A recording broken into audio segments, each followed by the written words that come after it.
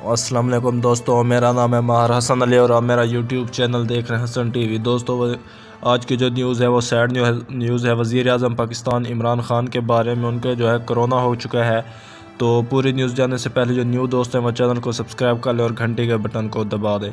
दोस्तों वज़ीर आज़म इमरान खान ने 2 दिन पहले वैक्सीन लगवाई थी। कुछ दोस्तों का ये सवाल था कि वैक्सीन के बाद कैसे हो सकता है, तो इस पर जो है डॉक्टरों ने ख़ुद बताया कि जो है वैक्सीन 2 से 3 हफ्ते के बाद अमल करती है, क्योंकि इनकी जो डोज़ है एक नहीं है वैक्सीन की, तो इस वजह से इनकी 2 या 3 डोज़ें हैं, तो वो लगते हैं उसके बाद वो जो है 2 से 3 हफ्ते बाद वो अमल अपना करती है, वो उसके बाद कोरोना नहीं होने देती।